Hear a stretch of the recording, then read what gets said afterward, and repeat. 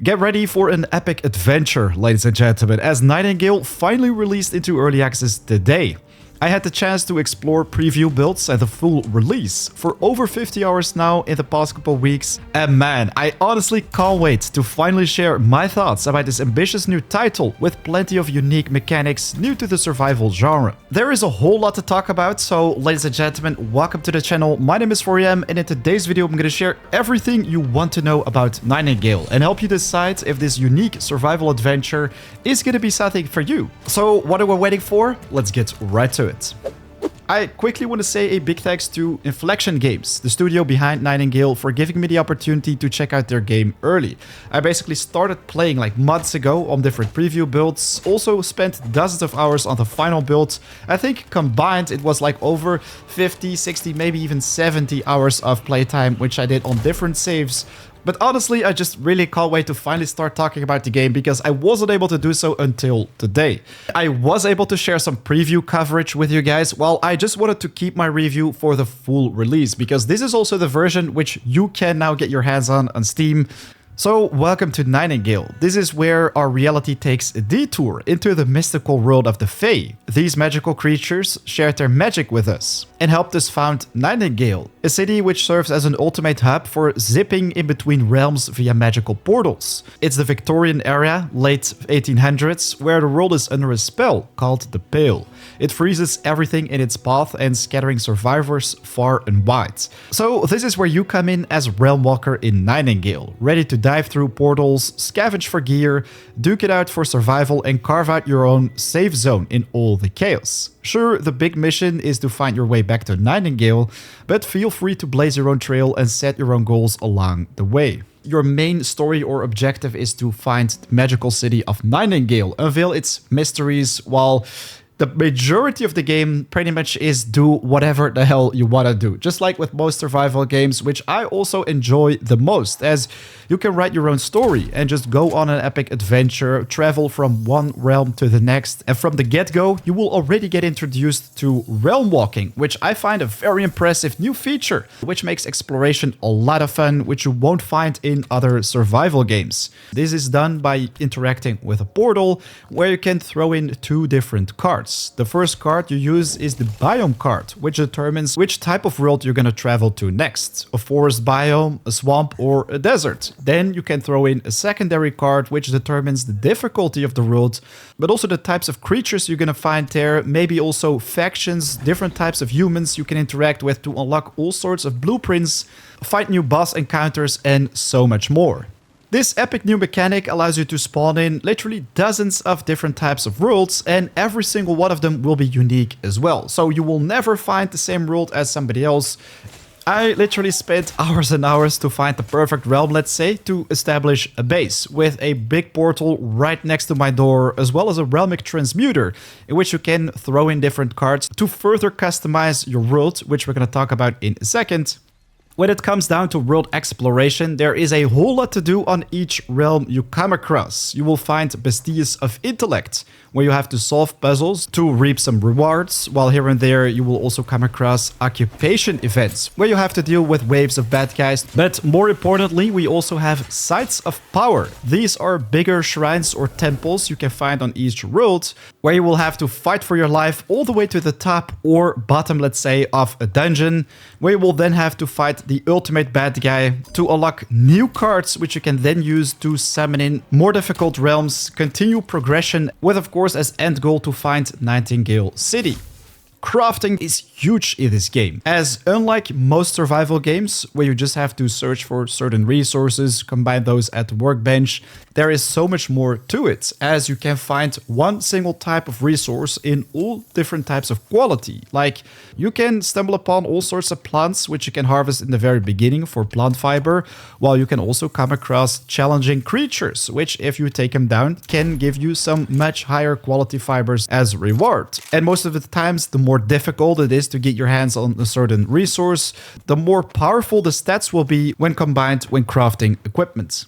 In the very early days of my playtesting, I spent a lot of time on one single realm, and I quickly started realizing like, there is not a lot to do. While the game encourages you to explore all the different realms, because this is the way how you can unlock many new blueprints. These are necessary to get your hands on all the augmentations for your base. So not only you will have access to all the weapons and armor you can craft, but also new base layouts, start brewing potions, very similar to Valheim crafting, where you basically slap down workbench, put all sorts of things around it to pretty much level it up. Then we can finally move on to actually crafting ourselves some nice weapons and armor, which sometimes also is a little bit too much in my opinion, where you have to like go through a dozen processes before you can finally craft a pistol, let's say. You will find out very soon yourself as well.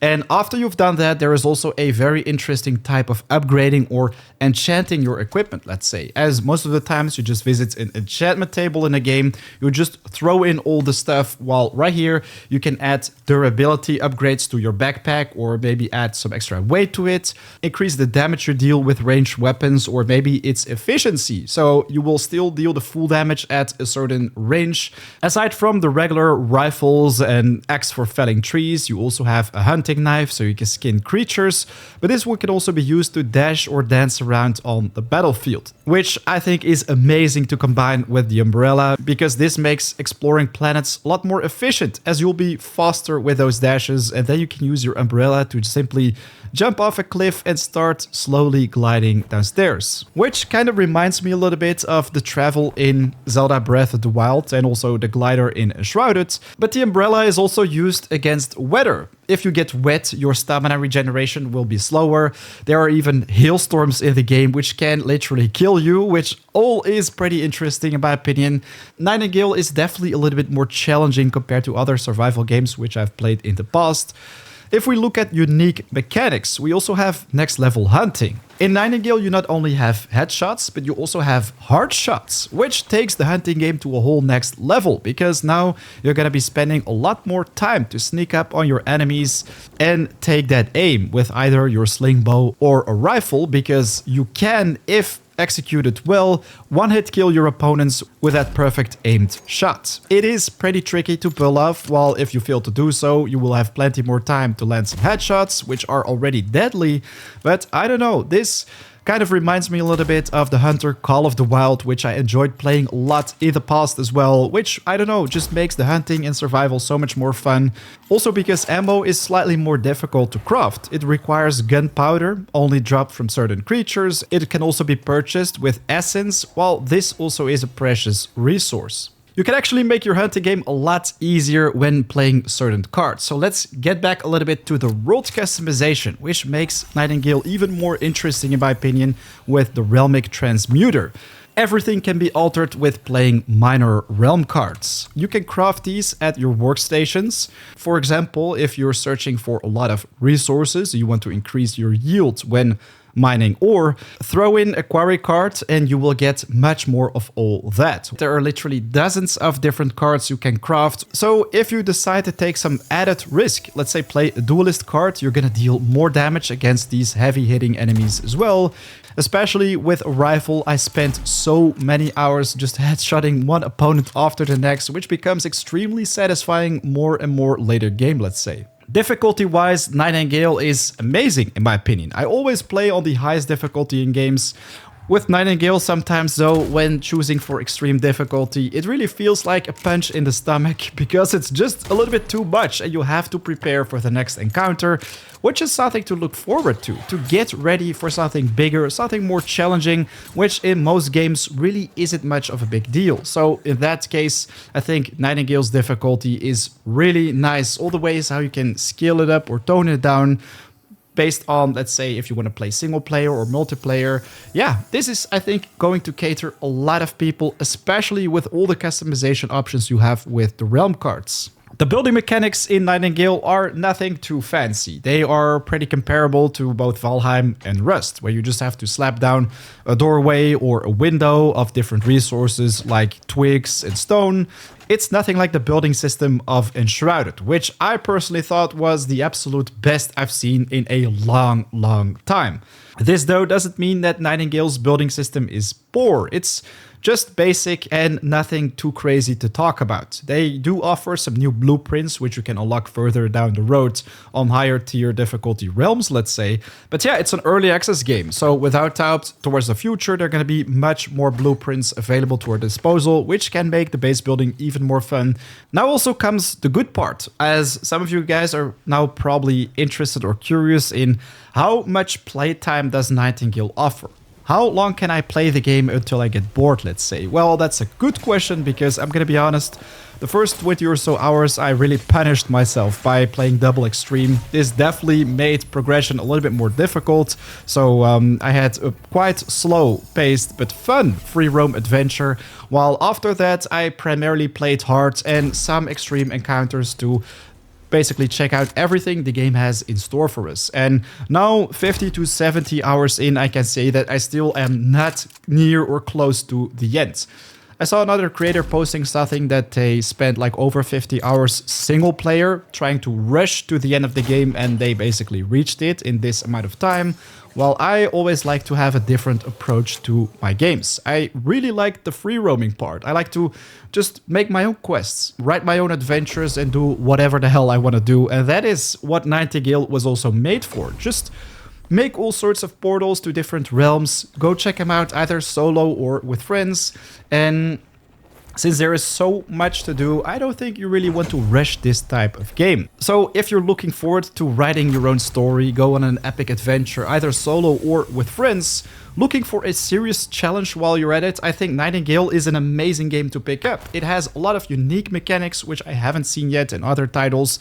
If we combine all that information and look at future updates, like adding new biomes, new realm cards, this alone can already add dozens of hours of extra content. The game itself is already a great foundation, which can be built on massively towards the future. So I think there is literally hundreds of hours of content for you guys out there. But of course, there are also some downsides, which I also want to talk about during this video. So, especially when you create desert biomes, it sometimes feels like you spawn in a very small grid of nothing. You only have a couple of points of interest, but around you, you feel like there is only a flat desert with pretty much nothing interesting to look forward to exploring. This is where I found Essence Trader, and when I was finding this one, looking to all the sides, it was like, yeah, this is the border. Feels like there is nothing else to explore in this specific realm. So I quickly traveled back to my base and opened up a new portal, but that of course makes it possible for you to sometimes also come across some amazing encounters. This is where I decided to build my own base at an abeyance forest realm, very small, while it does come with both the portal and the Realmic Transmuter right next to each other. That is also the treat which you can come across every now and then. It's still an early access game, so some things will feel or look pretty weird. Especially these hippos, which I came across during my Swamp Realm adventures. They turn around extremely slowly, but their movement is already tweaked to be quite accurate, let's say. Which makes up for some pretty strange encounters. I mean, this looked like serious alpha gameplay and definitely not finished. So I think, yeah, the devs do have some work to do still on certain mobs in the game. Sometimes also the way how they charge towards you feels more like a teleport. But worry not, guys, for the majority of my encounters, everything was just fine.